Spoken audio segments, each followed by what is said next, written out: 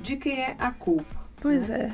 É da profissional, Isso. que não Tem habilitação para isso. Ela que está lá respondendo. É do paciente que foi procurar um profissional não habilitado. Quanto ele tinha informação, né, e por que foi procurar um profissional como esse, se tivesse não tinha.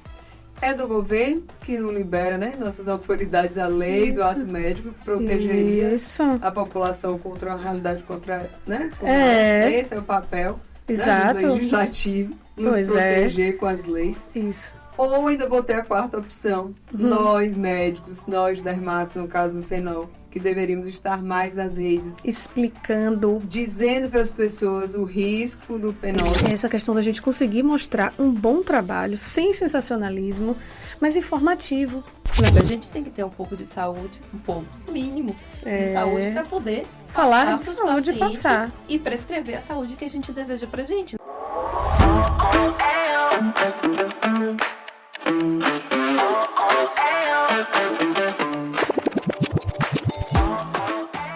Bom dia, pessoal. Eu sou Eduarda Magaldi, sou médica otorrinolaringologista, especialista em plástica da face e rinoplastia. Olá, eu sou Adriana Monteiro, médica obstetra, especialista em parto. Esse é o Bom Dia, Doutoras. O bate-papo delicioso que você sempre quis ter com suas médicas favoritas. E o bate-papo de hoje está mais delicioso ainda. Porque hoje eu vou falar sobre um tema, eu não, né? A gente vai chamar uma pessoa que sabe. A gente vai só dar uns pitaquinhos. Então, um pouquinho, coisa pouca. Mas um tema muito importante que eu queria ter aprendido muito mais atrás, né? Eu acho que na faculdade, talvez. Vamos dizer o que é. Hoje a gente vai falar sobre carreira. Carreira médica, mas também carreira de profissionais de saúde de atuação liberal. E como tomar decisões boas nesse âmbito. Porque a gente sabe que a medicina tem mudado, né? Exato. Tem crescido muito o número de ingressos na faculdade de medicina e na proporção que está, a previsão é que dentro de 2030 tenha 1 milhão de médicos ativos no Brasil. Isso é um número alarmante e aumenta muito a concorrência do mercado. Para a gente que quer se destacar como uma atuação de qualidade, como bons profissionais que somos, com os investimentos que a gente teve na nossa formação como residente, como é que a gente faz? Como é que a gente encara isso daí? E também outras perguntas. Como atuar como mulher nessa realidade? Ser mulher, será que a gente tem que escolher profissões específicas que vai nos valorizar mais? Ou talvez encarar o que você goste, tentar se destacar de outra forma? Acho que sim, tem muitas perguntas que a gente pode trazer hoje. Exato. E esse tipo de conversa nunca nos é trazido na faculdade. Só para ter uma ideia, a gente está em 2024, a cada ano estão saindo cerca de 36 mil novos médicos. E isso traz uma preocupação no âmbito da saúde pública, a qualidade desses profissionais e, ao mesmo tempo, para a mulher, né, que tem essa questão do mercado, sempre vai trazer um pouco mais de preocupação. E por isso eu trouxe uma pessoa que eu amo do fundo do meu coração, do dia também, a maravilhosa, mãe de 4 filhos, dona de um empreendimento maravilhoso, religiosa, tá certo, gente? Medita, faz atividade física diária, um ser humano iluminado, que tem um pensamento muito à frente. Minha queridíssima doutora Maísa Pamponé. Obrigada. Lhe admiro muito, Mai, por isso você está aqui hoje, viu? Do fundo do meu coração. Obrigada, né? Demais. Prazer também de atender Eduardo. É uma honra, uma grande honra. Você sabe que isso é super recíproco. Eu sei né? disso, eu sei disso. Você diz, vai no consultório pra gente bater papo, Se apresente um pouco, fale da sua formação, fale um pouquinho o que é que você faz. Então, Maísa Pamponé, dermatologista. Isso. Formada em 1997, né? Então, também. Fiz residência de clínica no Hospital de Irmã Dulce, depois residência de dermato no Hospital das Clínicas e estou aí desde então, 2002, né? Fiz prova de título em 2002 quando acabei a residência e estou atuando na dermatologia. Clínica, cirúrgica, estética e cabe que a gente faz muito estética, mas também faço, né? A parte, volta e meia parte clínica. E sou legista também, para quem não sabe. Ah, né? verdade! De quarta. Estou lá no IML, que também agrega muito na minha... Muito. Eu digo que é um dia que eu saio completamente daquela, né, da rotina, para tocar um pouquinho a dor do mundo e a gente vai se tornando um pouquinho mais gente, se a gente pode dizer. Mais forte, né, eu acho. A gente vai vendo o outro lado, não fica só ali enviesado. Então, É isso, e empreendedora mesmo, essas duas clínicas aí, com outra, né, uma equipe grande. Principalmente, Maia, a ideia, né, de você estar aqui a falar um pouco da sua experiência, mas justamente de falar dessa questão do estresse, da saúde mental também relacionado ao estresse das mulheres empreendedoras mesmo, né? Então, esse programa que você tem, o que eu acho interessante é que ele cabe e veste como uma luva em nós médicas, né? A gente estava conversando aqui um pouquinho antes, falando, né? Eu já tive burnout, né? Vou tomar aqui a liberdade do dia, já teve burnout. É muito comum o adoecimento dentro da população médica, né? O adoecimento psíquico, tanto burnout, com depressão, ansiedade, nem se fala. Faz parte, eu acho, do pacote médico. Mas todo profissional que é muito dedicado e que tem muita expectativa diante daquela atuação, e o médico é nada mais do que isso, né? A gente tem uma expectativa enorme de tratar o paciente, de ser empático, de ter de ajudar verdadeiramente, né? E ter o retorno financeiro também, claro. Né? E tudo isso gera muitas dúvidas, muitos questionamentos, e a carga de trabalho que a gente leva causa adoecimento. Então, é muito importante como profissional, mas também como mulher, saber cuidar da nossa qualidade de vida. E eu queria perguntar para você, quais estratégias você utiliza, assim, pessoalmente mesmo, para manter uma vida saudável, uma vida que você se sinta confortável, cuide de seus filhos, fique bem, assim, no final do mês? Sim, eu nunca tive, graças a Deus, né? Depressão, burnout, não. Eu acho que ter priorizado minha vida espiritual sempre foi uma coisa muito importante, né? Isso é do tripé que a gente fala, né? De físico, mental e espiritual sempre foi muito forte. E no dia a dia é isso aí, né? Cuidar da atividade física, de ter uma boa alimentação. Não digo que foi sempre assim, o início foi bem pesado. Eu conto que teve a época, quando eu era residente de dermato, eu já tinha meu filho, eu tive o primeiro filho na residência, no R2 de clínica. Então, assim, salário de residente é um salário apertado para quem tem filho. E eu tinha que dar vários plantões extras. E que horas? À noite. Porque a gente já dava 60 horas de... Ou mais, né? 60 horas é o que está escrito no papel, mas a gente dá muito mais. Então, eu chegava a trabalhar 60 horas seguidas. Isso. Entendeu? Então, eu trabalhava de dia, de noite, de dia, de noite. De dia era que eu ia dormir em casa, porque eu dava dois plantões seguidos. Então, assim, teve esse tempo aí. Mas, desde então, eu já tinha essa... né, com minha vida espiritual que sempre me sustentou, né? Então, e que acaba guiando a vida física também e as nossas escolhas, né? Enfim, familiares e de tudo mais. Então, assim, nossas escolhas de profissões são escolhas muito boas nesse sentido, de poder ter a oportunidade de trabalhar muito em determinado momento, né? A residência está dando bastante plantão, mas também está atuando de forma clínica, cirúrgica, e depois, quando quiser segurar um pouquinho, dá para né, ficar dando aula, ou talvez só clinicando um pouquinho. São especialidades de ginecologia, obstetrícia, dermatologia e otorrino. São as especialidades, inclusive, mais concorridas, né? Atualmente, eu vi recentemente no site da USP, a dermato, esse ano foi 44 para 1 a vaga, 44 candidatos para uma vaga. A ginecologia obstetrícia 39, número também bem grande, porque é uma especialidade que tem mais vaga, mas é muita procura. E otorrino segue como o primeiro esse ano de 49 vagas para 1. Nossa! Otorrino é bem procurado também. Na USP assim, já tem um tempo que tem sido esses melhores nossos de corte. E porque eu acho que escolher a profissão como mulher, a gente tem que pesar também o que é que vai favorecer o nosso dia a dia, né? Tem que ser uma escolha esperta. Para você, essa escolha de dermatologista, foi pensando nisso ou não era uma coisa que você sonhava desde criança, de cuidar de pele? Como foi essa escolha? Não, desde criança eu queria ser médica. Minha irmã, que é 14 anos mais velha do que eu, fazia medicina, aí eu já ficava ali querendo também. Sim. Chegou na adolescência, eu fiz vários questionamentos, de que é do meu jeito mesmo assim, eu tenho que tentar experimentar tudo. Então eu fui tentar ver outras áreas, mas era isso mesmo, fiz. Quando eu entrei na faculdade, eu queria ser neurocirurgiã. Aí, logo depois, eu mudei para onco, né? Comecei a minha parte de patologia, né? Que é muito interessante. Eu tenho que ver alguma especialidade que eu goste, né? Tinha essa coisa de ter que gostar. Que eu não preciso dar tanto plantão, que eu não preciso estar, né? Assim. Então, eu já fui para otorrino com essa... né, de coração aberto, ver a matéria, oftalmo, né? E quando eu cheguei na dermata, e pronto, eu disse, É aqui. isso aqui, né? É aqui. E, gente, naquela época não era o que é hoje, né? Sim, não. A estética estava começando, assim... Era mais dermatoclínica. Era dermatologia mesmo, sabe? Assim, eu me apaixonei. É só uma piada interna. Dermatocreca, que eu chamo, né? É isso, gente. Aquele dermato da espinha, aquele dermato das infecções de pele. Da tinea. Onychomycosis. Exato. Exatamente. Então a escolha foi meio por aí, né? Eu não quero... E assim, eu entrei querendo fazer neurocirurgia, eu também não queria que fosse algo que não tivesse nada de cirurgia. Sim. Mas eu não suportava ficar trancado no centro cirúrgico. Sim. Eu era aquela interna que quando alguém perguntava assim, tem que ir no laboratório pegar exame do paciente. Eu queria trocar de roupa e sair da UTI, sair do centro cirúrgico, descer para dar uma volta, sabe?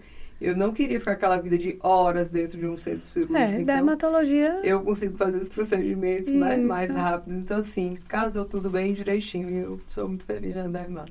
E do ponto de vista, assim, aí vamos, né, adentrar um pouquinho mais, né? Do ponto de vista da carreira. Nessa época, você já pensava assim, como seria a sua aposentadoria? Como seria... eu vou ter um seguro de vida, eu vou guardar uma grana. Como foi para você essa saída da faculdade, assim, do ponto de vista financeiro? O que é que você pensava? Não, gente, eu, assim... Hoje, eu estava comentando aqui antes, Isso. né? Foi muita coisa que eu mudei a mentalidade. Isso. Eu olho para trás e digo, nossa, né? A gente não tem essa formação na faculdade.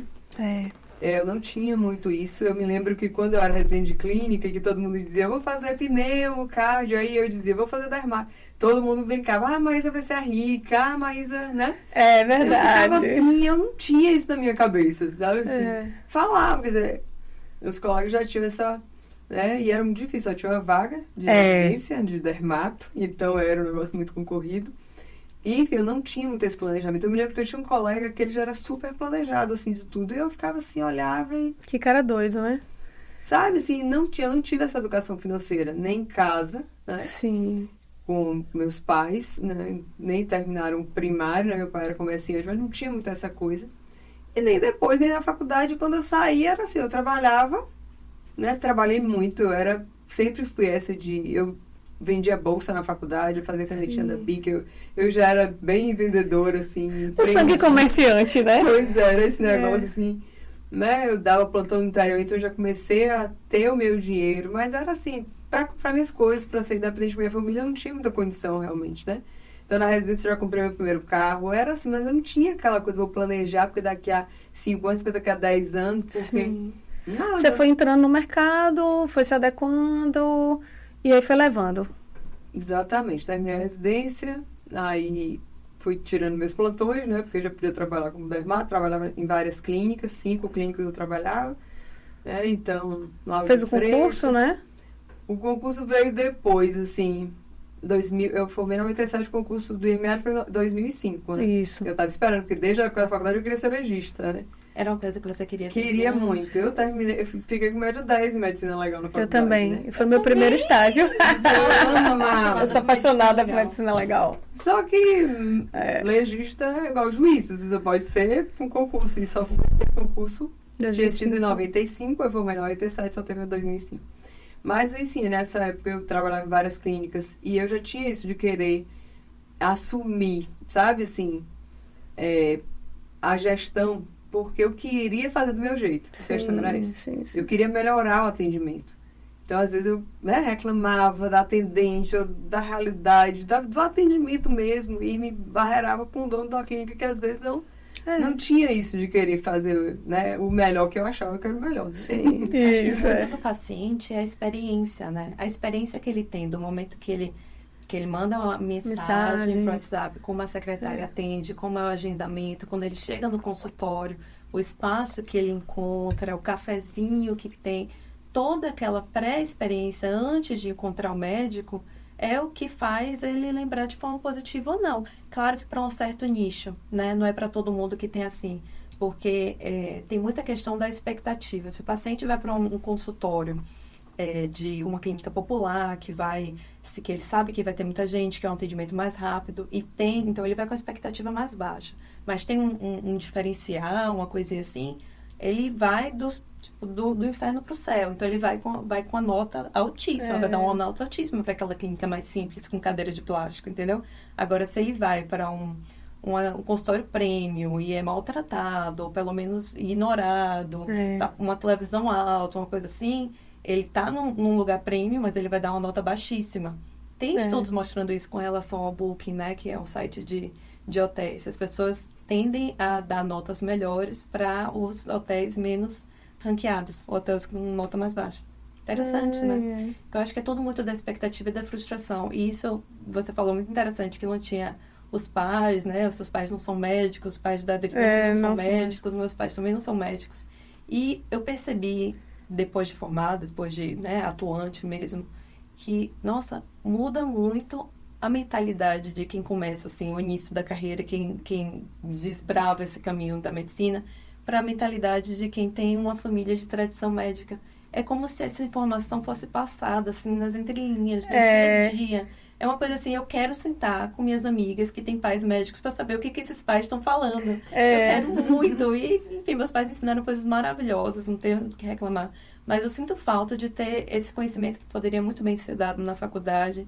Se você é um ouvinte e é gestor de faculdade, botou esse grade no seu currículo, parabéns. Bota aqui nos comentários, diga que eu estou errada, eu quero muito estar errado sobre isso. Mas eu não sei de nenhuma faculdade que está colocando gestão financeira ou conhecimento. Empreendedorismo médico mesmo, né? Então, assim, o que eu sei de empreendedorismo é porque a minha família inteira é de comerciantes, né?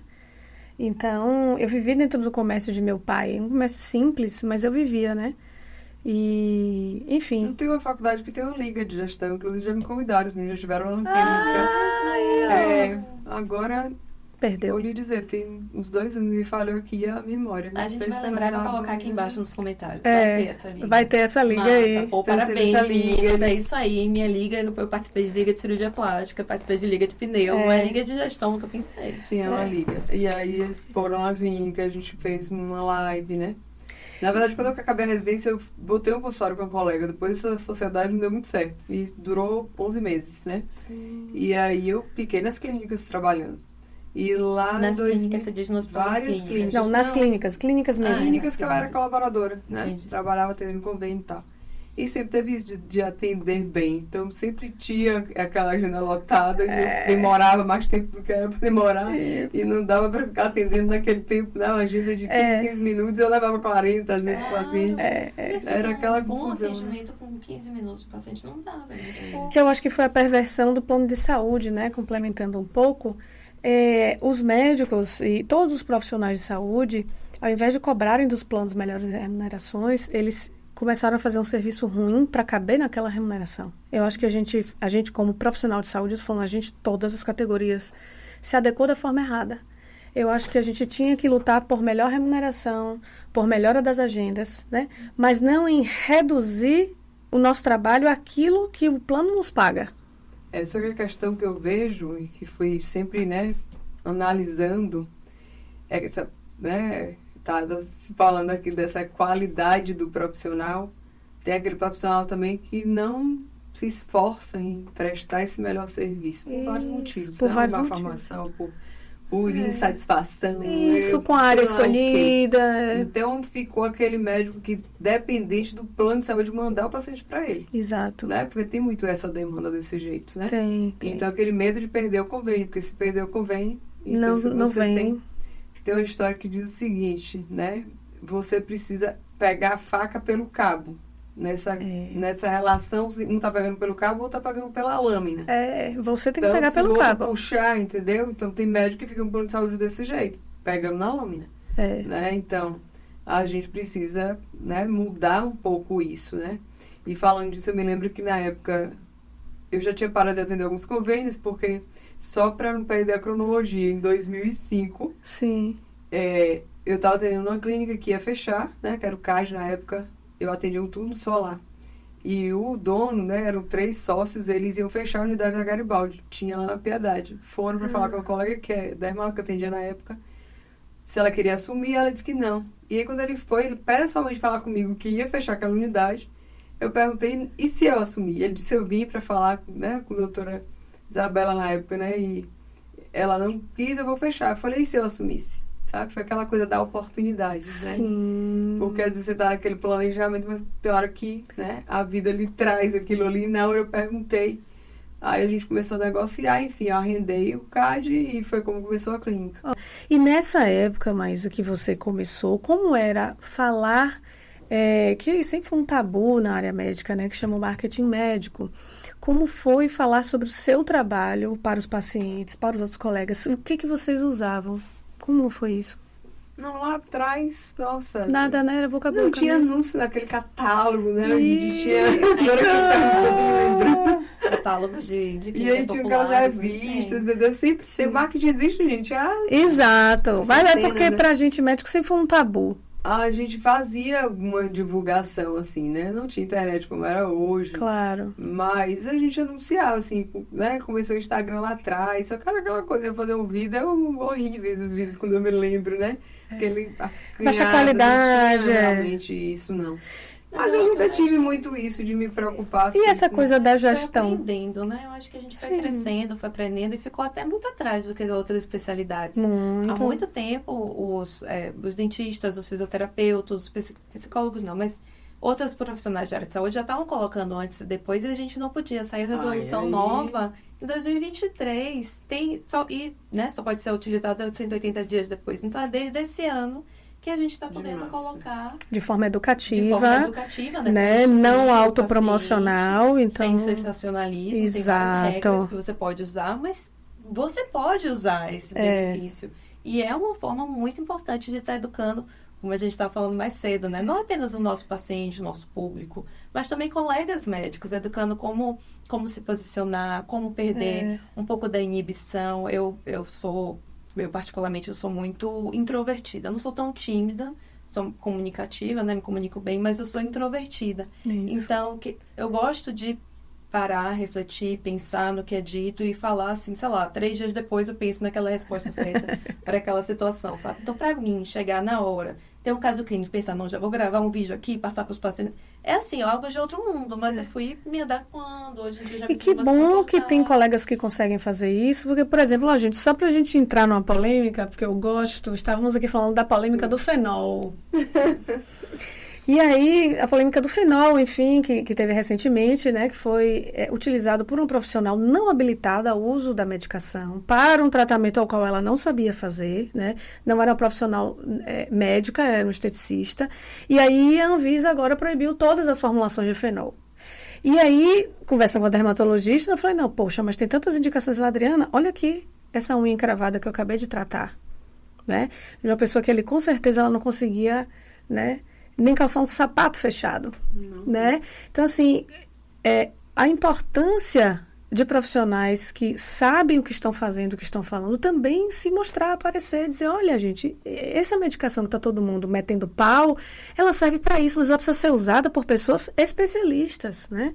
E a questão do marketing médico, que eu acho que avançou muito, essa questão da gente conseguir mostrar um bom trabalho, sem sensacionalismo, mas informativo, né? E eu acho que isso melhorou nos últimos anos. Então, com essa história desse empresário que faleceu há uns 27 anos, eu inclusive gravei o vídeo, eu coloquei lá e gravei live e coloquei enquete. Isso. De quem é a culpa? Pois né? É da profissional. Isso. Que não tem habilitação para isso. Ela que está lá respondendo. É do paciente que foi procurar um profissional não habilitado, quanto ele tinha informação, né? E por que foi procurar um profissional como esse, se já não tinha. É do governo, que não libera, né? Nossas autoridades, a lei do ato médico, que protegeria a população contra uma realidade né?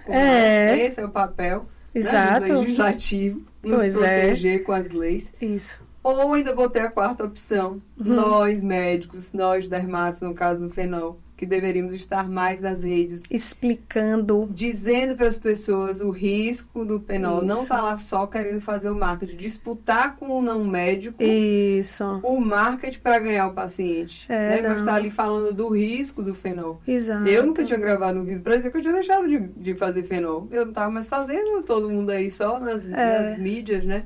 E eu me omiti. E depois disso eu tive que ir lá falar. Pois é. Então, existe uma parcela de cada um. E nós, como médicos, temos obrigação, eu digo sempre. Sempre. A gente não tem que ficar reclamando do que está acontecendo.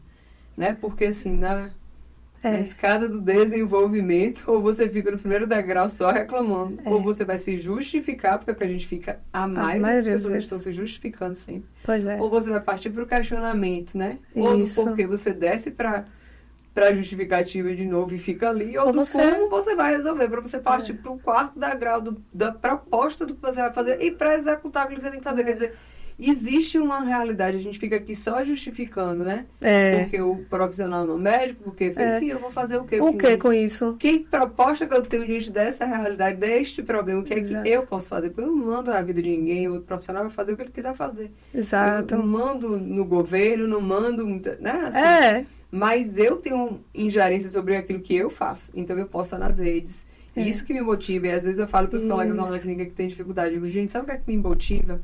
É pensar no benefício que eu estou fazendo de levar informação. Exatamente. Que é o que me motiva, o que me motivou a ir para as redes há 10 anos atrás, foi isso. Exatamente. E o que eu estava falando aqui, né?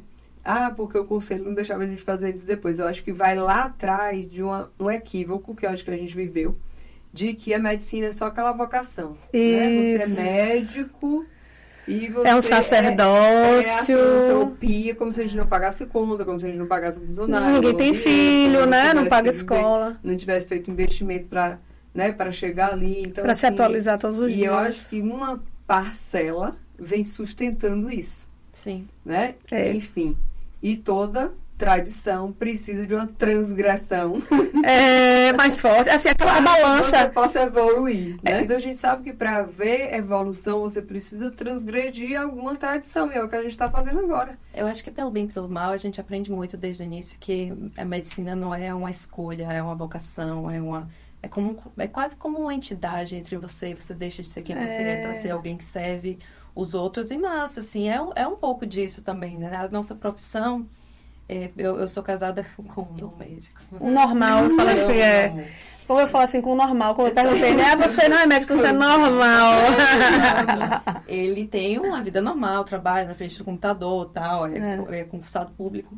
E assim, ele ama o trabalho dele, tal, mas a dedicação que a gente tem ao nosso trabalho, eu acho que vai de um lugar muito profundo, que é o lidar com o paciente. É muito diferente de pessoas que não lidam com a pessoa, a vida. Vidas. Dilemas éticos. A depender da nossa conduta, a pessoa pode ir para um lado ou para o outro definitivo. Não digo nem de morte, mas uma lesão gravíssima, que não vai conseguir recuperar depois. Então, assim, é muito forte pra gente. E tem se passado isso desde o início. Mas eu acho que a gente tem que pensar também, voltar um pouquinho, né? Botar as coisas organizadinhas numa caixinha e pensar que também é a nossa vida que está ali em jogo. A gente tem que ter um pouco de saúde, um pouco, mínimo, de saúde para poder falar de saúde e passar. E prescrever a saúde que a gente deseja pra gente, né? Estilo de vida saudável, prática de atividade física, gerência do estresse. Bem, beber água 3 litros por dia. Quantos litros você bebe de água por dia? Eu? 250 ml, né? Eu bebo 3.200. Contado, não lembra da minha garrafa no consultório? Tem uma garrafa de 1 litro no consultório. Doutora, eu não bebo. Eu falei, aqui é a minha garrafa, ó. Não, eu esqueço minha garrafinha todos os dias. Hoje eu comprei 3 garrafas. Eu tenho uma doutora. No lugar que eu ia comprar uma garrafa. Amiga, eu tenho uma doutora que me pega. Muito bom. Mas é isso mesmo, assim, tem que encontrar, né? Claro que para quem tem essa comunicação, para quem gosta de gente, como a gente diz. Né? Isso. Eu gosto de gente. Eu gosto de gente. Eu gosto de conversar, entendeu? Minha forma, meu traço, né? A gente tem os traços de caráter também, cada um vai aprendendo o seu bem oral, assim, eu gosto da comunicação. Então, é mais fácil ser médico estar ali lidando com o paciente, você ganha essa confiança. Né? Mas dentro da medicina, eu digo, tem lugar para todo mundo também. Né? Até aquele que entrou de repente, porque o pai aqui, de repente lá dentro, ele vai encontrar na tecnologia, na pesquisa. Isso. E é legal você falar isso, que tem espaço para todo mundo, porque era outra pergunta que eu tenho, tipo, será que todo mundo tem que ir para o consultório particular e atender exclusivamente aquela 1 hora, 1 hora e meia? Será que todo mundo tem que empreender?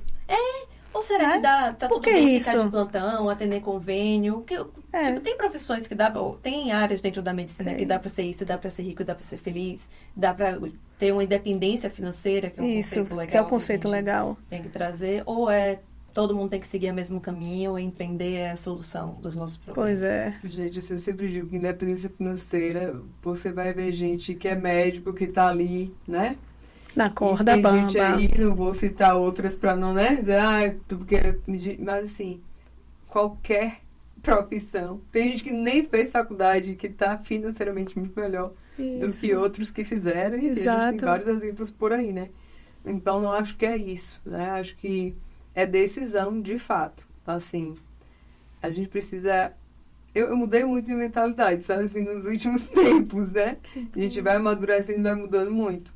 Então, antes eu sempre disse para os meus filhos, façam o que... Nunca fui aquela mãe, não tem nenhum fez medicina, tá? 2 estão na engenharia, assim, né? A parte... A outra quer ser diplomata, só o bem menor não decidiu ainda. Nunca fui até De mãe, direcionar, de né? falar, minha mãe, acho que você devia ter dado uma passadinha, né? Mais pra... Sim. Eu nunca tive essa coragem. Porque eu dizia, descubra para que vocês vieram ao mundo, descubra o que é que vocês amam fazer, né? O que você gostar de fazer, você vai fazer bem feito, você vai ser bem remunerado por isso. Meu pai era a Então, mesma coisa. Meu discurso sempre foi esse. Muito legal. Sabe? Me deram toda a liberdade do mundo para escolher a profissão. Então, Direito assim, ou eu tinha medicina. Não. Toda a liberdade, ou direito ou medicina. Que A minha irmã mais gostoso. velha fez direito. E Minha você? irmã do meio fez direito. E você, Aí eu medicina? fiz medicina. Aí minha irmã mais velha depois disse que não gostava de direito, não era dela. Aí ela passou em medicina. Ai, meu Deus, pronto. É isso. Não, lá em casa. Imagina, não, É. não tinha isso, assim. Eu tive apoio, né, pra fazer, mas não tinha essa, né, essa coisa, assim. Minha mãe também era desse mesmo jeito, assim. Queria que a gente estudasse, ela só dizia que era pra gente estudar, né, e não você- depender muito. Você teve algum estímulo no comércio? Seus pais eram comerciantes, né? Você chegou a Minha trabalhar mãe com era voltada, eles? Minha mãe sempre foi uma pessoa, assim, bem de... Empreender. Aprender. Sempre teve dinheiro, entendeu? Ela Isso. costurava, ela teve um tempo que ela comprava e vendia móveis usados. Sim. Sabe, fazia tapeçaria, vendia, ela sempre teve muitos dotes, assim, minha mãe sempre se virou, sendo dona de casa, cuidando da gente. Meu pai tinha uma venda, né, lá em Itabuna, aquele bar à venda, sabe? Sim. Coisa assim. De tudo um Sim, pouquinho. E você acha que dá para Exatamente. trazer isso de seus pais para o seu mercado hoje, para a sua atuação hoje? Ou não, Pra nada sua a ver? atuação Eu lá, vejo não, muito, assim, né? uma coisa que me marcou do meu pai era a honestidade, né? Aquela pessoa muito honesta, sabe? Sim. Só faço dívida daquilo que eu posso pagar, não dou, sabe? Mas meu pai não era uma pessoa muito empreendedora. Eu ficava querendo, sabe? Eu dizia assim, mas meu pai devia, sabe? Expandir. Meu pai, isso aqui, meu pai não tem ambição. Eu ficava com aquilo dentro de mim, assim, porque ele não Entendi. tinha isso, né? Pra ali Então, tava bom, tava legal. tava bom ali, entendeu? Aquela vidinha, trabalhava de domingo a domingo. Isso. Né? Não tinha muito lazer, era muito, né? Aquela coisa de trabalhar demais. E uma coisa também que me deixa assim curiosa. Quando você assumiu a clínica, do ponto de vista da gestão, é uma coisa que me traz muita dificuldade. Eu gosto de empreender, etc. Mas a gestão eu acho uma coisa muito dura pra gente, porque a gente é gestor médico, a gente gere colegas, né? E como é essa parte financeira? Como foi pra você? Você fez algum tipo de treinamento? Você pensou a longo prazo o que você desejava? Ou você tomou nos peitos a oportunidade e disse assim, vou ver o que é que dá?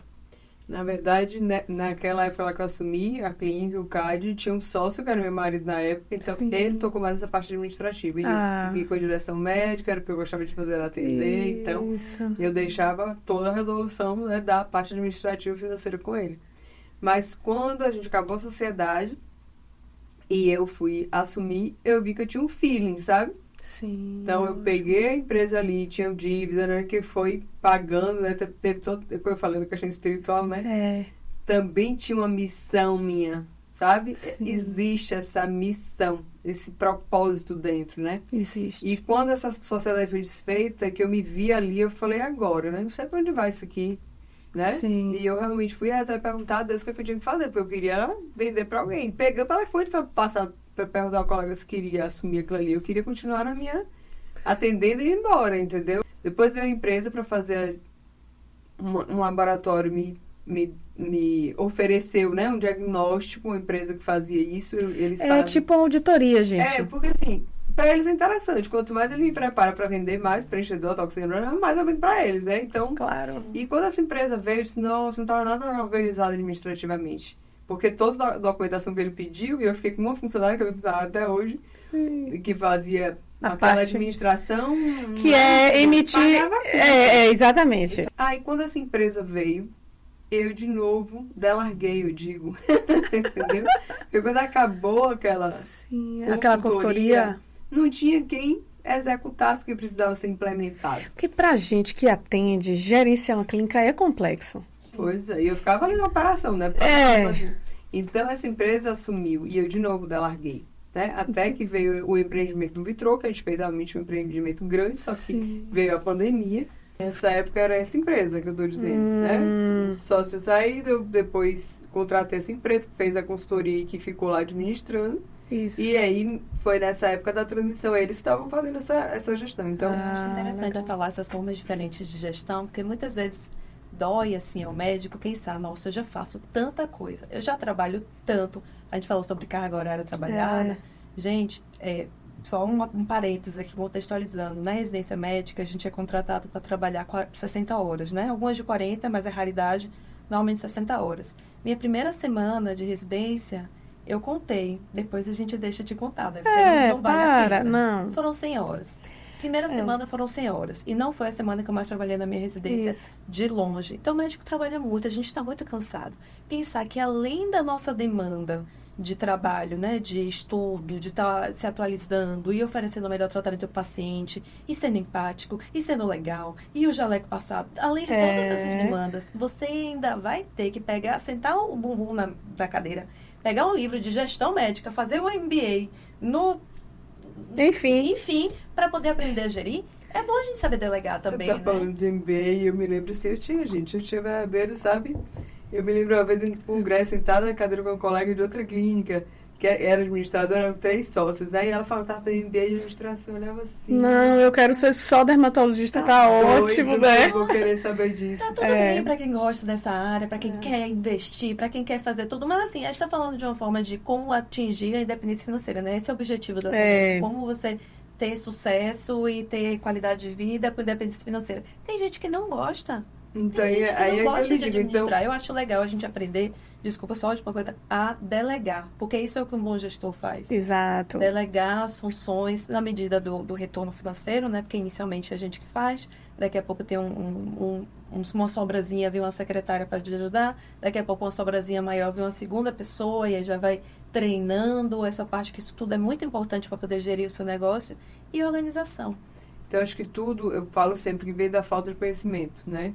Falo sempre nas minhas lives, gente, medo de conhecimento, é medo de conhecimento. Tira o medo e bota conhecimento. Porque é muito medo que a gente traz, eu tenho, né? Que eu não vou contar, né, as histórias que a gente traz, né, as frustrações, os traumas, né, as birras que a gente acumula. Então, tem muito disso. Contar, fique à vontade, esse é o espaço lá. Eu conto várias coisas aqui. Exatamente. Tipo assim, porque acaba, né? Às vezes as coisas que nos limitam, coisas que não valem mais a pena pra gente naquele momento. Então, pra mim era assim, hoje, eu não vou dizer jamais que a pessoa olhe pra alguém que tá fazendo um MBA, um curso, Mastermind, hoje eu faço parte de 2, então assim, mudei completamente de cabeça, eu digo que não, que sabe, que olhe com maus olhos, como eu olhei pra aquela colega, gente, é absurdo, né? A gente precisa aprender, porque quando você aprende, você faz mais fácil, mais leve, né? Você vai ter a organização para fazer.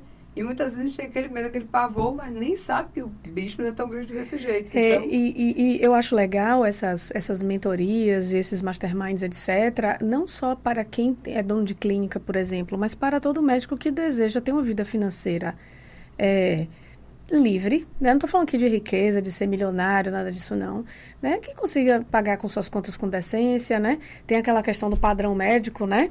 Versus a realidade da vida. Isso é um tema bem interessante da gente abordar. Eu acho que muitas vezes... Vem aquela coisa, né? Rico, é milionário, não sei o quê. A sociedade espera que o médico se comporte de uma forma financeira que não é atingível. E aí isso vem com uma cobrança pessoal também. Tem colegas meus que terminam a residência, a faculdade, vão dar plantão para poder comprar o carro do lançamento, ter viagens internacionais 2 ao ano, no mínimo ter a melhor bolsa, a melhor coisa. Isso. E assim, isso não se sustenta. Isso. Tem que ter planejamento. E tipo assim, até onde você consegue aguentar. Aguentar toda essa demanda financeira com plantão, com tocação de ficha de 10 minutos. Quando é que isso isso vai além do que você está disposto a dar, tá? A primeira coisa é isso aí, você tem um planejamento, é aquela regra do 50, 30, 20, né? Vocês, né? Fala pra galera.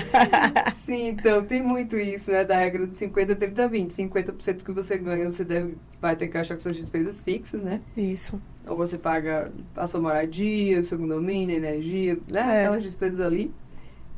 30% de despesas variáveis, que aí a gente subdivide. São a as gente coloca lá 10% emergências, né? para você fazer lazer, 10% para você doar, a gente sempre coloca essa realidade da retribuição. Isso é muito importante.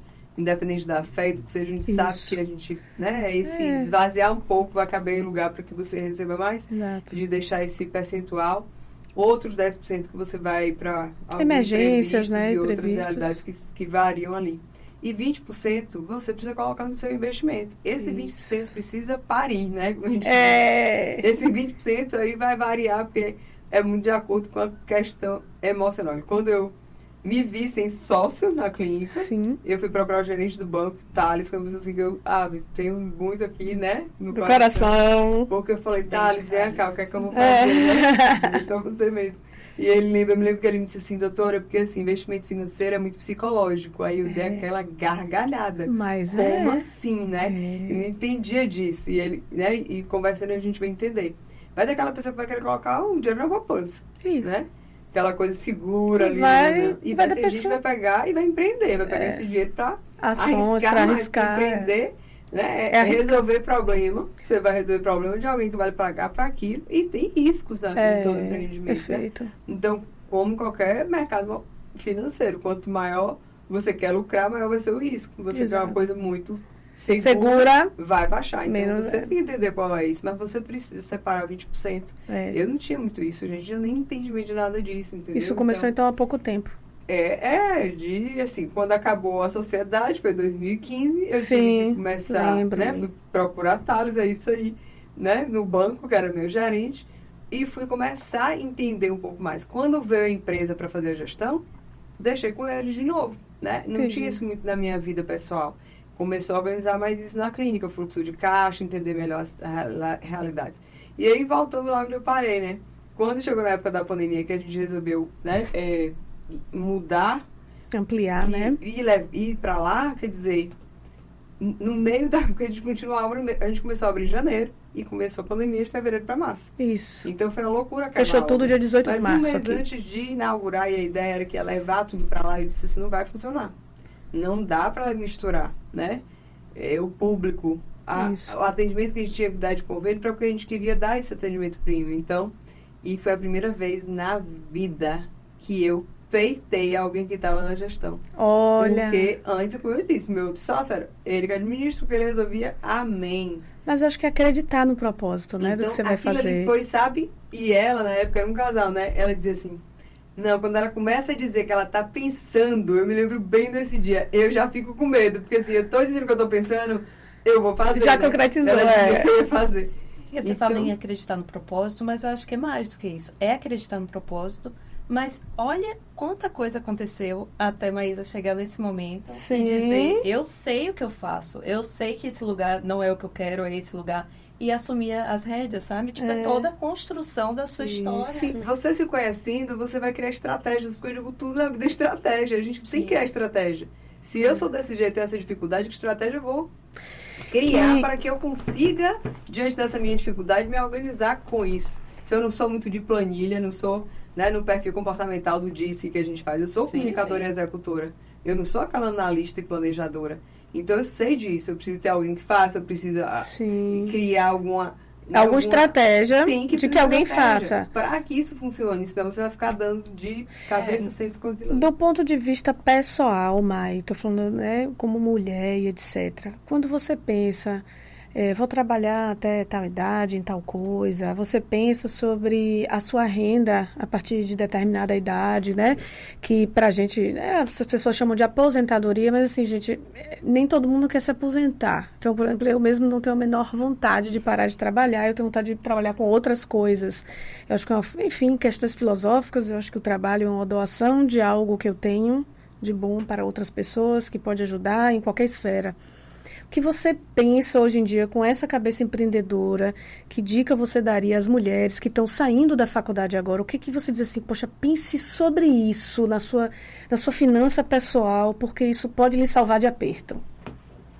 Sobre as mulheres, né? Mulher que tem filho, entendeu? Mulher que quer ter filho, mulher que quer ter família, ou as que não querem, mas assim, que conselho você daria do ponto de vista pessoal para que elas se blindassem do ponto de vista financeiro para o futuro?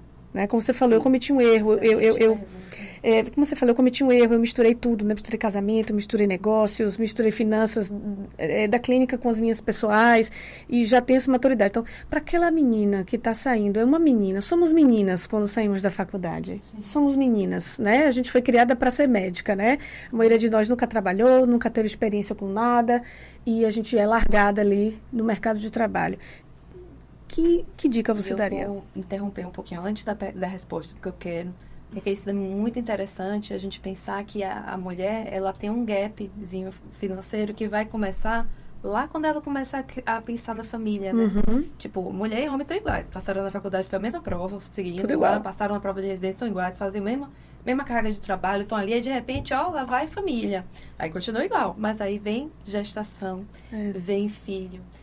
E a gente diminui o ritmo naturalmente. Vai abrindo gap. E existe esse gap que a gente tem que se planejar, tem que se preparar. Isso, perfeito. Eu tenho colegas, hoje eu tenho 2 filhos, né? Eu tive filhos, mas eu tive no final da residência também. Estava no R3, tive minha primeira filha e o segundo filho eu tive agora e engravidei também no final do fellow. Então eu tive mais cedo do que minhas amigas. Sim. E amigas que eu venho conversando agora, tipo, qual é o momento de parar o boom que está na vida delas, de crescimento, de se sentir bem diante do retorno financeiro, do trabalho que elas sonharam tanto, né? Então, conseguindo produzir, para poder agora parar e ter filho. Como é que a gente se planeja para isso? A primeira coisa que eu estava dizendo é o conhecimento. Perfeito. Tenha uma boa formação. Isso. Vá realmente para poder oferecer o melhor serviço. Né? Sim. Dá o seu melhor e se diferenciar. Isso para qualquer um, mas enfim. O que é que só você pode fazer? Você é obstetra. Sim. Tem quantos obstetras em Salvador? Exatamente. Mas o que é que só a Adriana vai fazer de diferente, né? Isso. O que é que só você vai fazer, né? Se diferenciar. Porque com esse conhecimento, com essa diferenciação, você vai produzir muito mais. Você vai ter muito mais valor e você vai conseguir em menos horas produzir mais dinheiro. Isso. Né? Porque sem conhecimento, sem esse diferencial, você vai ficar lá atendendo convênio, esperando que o convênio mande paciente para você. Então, essa hora de trabalho vai ser muito mais remunerada. Né? Vai ser complicado. Mais valiosa. Então, assim, tem que ir por aí. Outra coisa, fazer esse planejamento dos 50, 30, 20 que eu falei aqui. Certo. Né? E seguir a risca. Né? Pra mim, não tinha isso. Entendeu? Eu não sou, né? Naturalmente, essa pessoa. Entendi. É pra trabalhar, é pra executar, sou eu. É pra falar, sou eu, entendeu? Mas a gente precisa. Então, assim, ter isso e, de fato, fala, é assim e acabou. Então, eu vou caber aqui dentro disso e vou começar com esses 20%, seja lá, do salário de residente que você tinha. Isso. Cabe sim. Faça caber sua despesa dentro daquilo ali. Ou você já vai criando rendas extras. Para fazer um futuro ali, né? Você vai poder ter esse planejamento. Acho que tá na hora do queima-roupa. Vamos lá. O queima-roupa, rapidinho. Uma você já fez, né? Você queimou a roupa antes da... Então, queimada. Primeira pergunta. Muito bem. Mas eu queria perguntar, Maísa, verdadeiro ou falso? Medicina é vocação e não profissão. É o que eu falei antes, né? Não acredito mais que seja só vocação. Perfeito. Então, se é verdadeiro ou falso aí, eu acho que precisa ter, sim, esse feeling de gostar de gente. Se você não gostar de gente, aí você vai fazer algumas coisas dentro da medicina que não você precisa ter contato com gente. Né? Então, tudo bem. Tecnologistas que só veem, né? Imagem, lâmina. Trabalhar na tecnologia. Os pesquisadores, né? Também, às vezes. Agora, é uma profissão, tá? Isso. Vai ser sempre uma profissão, né? Exato. E pode não ser a vocação, mas também na profissão, se você for ético, se você trabalhar, se você entender o que você precisa fazer, e se você quer ser médico, porque você acredita que na medicina você vai ter muito mais segurança, não existe médico desempregado, a verdade é essa. Se você Até quer o ter momento. essa segurança, você vai ter como profissão, mesmo que você não tenha vocação, você vai ter que saber que você vai passar X horas trabalhando com aquilo, que o seu foco é a profissão, o retorno financeiro, mas você vai ter que ter ética, você vai ter que ter seu planejamento e que horas você vai fazer aquilo que você gosta, né? Pois e como é que você vai fazer diferença no mundo com a questão do propósito. Mas para isso, para até ver o propósito, a gente precisa de dinheiro, né? Precisa. Então, sair dessa... Né? Vamos fazer só o que a gente... E a gente não vai fazer o melhor se a gente não tiver dinheiro. Do romantismo, né? Exatamente. Com certeza. Espero ter respondido. E muito. Exato. Eu acho que eu gostei bem, foi da dica, né? Dessa 50, 30, 20, das pessoas entenderem que mesmo com aquele início da carreira, que elas, por favor, tirem uma parte do dinheiro para pensar no futuro, fazer investimentos, né? Fazer aquilo... Pelo menos 20%, né? Então, são esses 20% que vão segurar a gente na nossa licença maternidade, que vai lhe dar liberdade de você ter uma licença maternidade de 1 ano, se você quiser, que vai lhe dar liberdade de você ter tempo de estudar para fazer um concurso, se você gostar de fazer um concurso, né? Nem toda segurança para a mulher é um concurso público, é outra coisa que eu queria colocar também. Muitas vezes é um porre, você às vezes está ali no concurso, fazendo uma coisa que você não gosta, numa área que não é a sua, você tem que ter perfil. Sim. Né? E para profissionais liberais, que fica assim, ai meu Deus, como é que eu vou parir? Guarda grana, minha filha. Né? Pague lá, faça seu próprio investimento para isso. Então, E esse dinheiro você precisa multiplicar, né? Sim. Não adianta você pegar esse dinheiro guardado. Isso, não é guardar, é destinar esse dinheiro para que ele cresça um pouco e você alivie a sua licença maternidade que é necessária. Você possa trabalhar menos nesses primeiros anos do seu filho, né? Que você se permita isso, né? E eu falo por experiência própria, eu fui nessa contramão aí que você falou. Eu fui ao longo do tempo reduzindo as minhas horas trabalhadas para me dedicar às crianças. Então, todos os dias de manhã, fora os partos, etc., eu estou em casa com as crianças, né? Porque eu acho que é isso que eu posso fazer por elas. Não tenham medo de mulheres terem filhos, desde que vocês já comecem do início da vida de vocês a guardar uma grana. Vou fazer o que com esse dinheiro? Rapaz, licença maternidade e aposentadoria. E o que é aposentadoria? Não é parar de trabalhar, gente. A gente está num país, todo mundo quer parar de trabalhar, pelo amor de Deus. Eu vou passar 40 anos da minha vida estudando para parar de trabalhar? Não. Eu acho que é ter um conforto maior, mais velha, né? Ali depois dos 45, 50 anos, mais velha, mais madura, né? E foi dela que eu ouvi, viu, gente? Que eu tenho uma pele madura e por isso que eu não tenho estria, entrego logo, viu? Mas que a gente tem ali, naquele momento, um conforto de não estar fazendo coisas que talvez pra gente não dê mais conta, né? Então, tem um certo período da vida... tem coisas que a gente consegue fazer em casa. Isso. Só tem que ter muito cuidado, estava conversando com essa amiga, né? Porque também quando você vai fazer em casa e hoje com a internet, você tem como...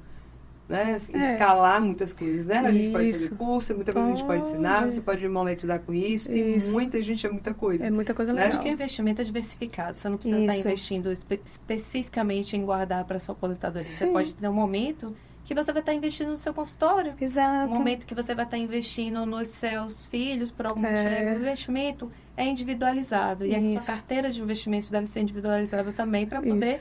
pensar no que são os seus objetivos de aposentadoria, ou de licença maternidade, ou de comprar um apartamento naquele momento. Isso. E eu acho que isso é muito interessante. A mensagem maior que, pelo menos eu tirei aqui da nossa conversa, é planejamento. É estudo e planejamento financeiro para você ter a sua sonhada liberdade. Para cumprir o planejado. Maísa, muitíssimo obrigada por ter você aqui hoje. Foi, assim, muito gostoso ouvir tudo o que você tem para dizer. O que eu gostei da conversa foi que a gente ouviu a história toda remendada. Aí vinha aqui, voltava para a história aqui. Isso é muito, muito legal. Muito obrigada. Eu queria que você dissesse aí para os nossos ouvintes onde eles podem te encontrar, os seus arrobas, as coisas que você está fazendo no momento, por favor. Sim, tem o Instagram e Facebook da Clínica, Clínica Maísa Pamponé. Tem o meu pessoal que eu tô reativando aí, a menina de mano, Maísa Pamponé Dermato. Toda quinta-feira tem live às 20 horas. Muito boa live, viu, galera? Então, assista, adoro. Essa live desse jeito da gente. Eu sempre com 2 objetivos principais, que é tirar o medo e levar esse conhecimento para que a gente aproveite melhor a vida. Sempre vai partir disso aí, né? Perfeito. De ter conhecimento e tirar os medos. Porque o medo, vou lhe dizer, quando eu olho para trás, tantos que eu tive que vencer, quantos avanços eu não dei por conta de medos que eu nem tinha consciência que tinha, né? Então, primeiro ter essa consciência. Então, me encontra nessas redes, no site também, Clínica Maísa Pamponé, né? Fácil agora, bota lá no Google. Já acha rapidinho, Vai estar aqui embaixo na descrição. Que maravilha. Amei. Muitíssimo obrigada também. Obrigada também. Obrigada, mãe. Honra nossa. Muito obrigada a vocês por terem escutado até agora. Sigam a gente no Instagram, @BomDiaDoutoras. no Spotify, no YouTube também. Tem TikTok, tem... tem tudo. No Apple, Isso, tem no Deezer. Tem o YouTube também lá da Clínica. Tem YouTube. O que você quiser escutar. E, lembre-se de deixar seus comentários. A gente adora ouvir seus comentários. Tenta responder a todos. Às vezes é muito, né, Adri? A gente tenta responder a todos. Isso. E lembrem-se, mulheres, nós podemos tudo. Até o próximo episódio. Até mais. E este foi o episódio de hoje. O que mais você gostaria de ouvir? Deixe nos comentários. Se inscreva no canal para que esta página atinja ainda mais mulheres incríveis como você. E se estiver ouvindo no Spotify, agradecemos pelas 5 estrelas. Até semana que vem!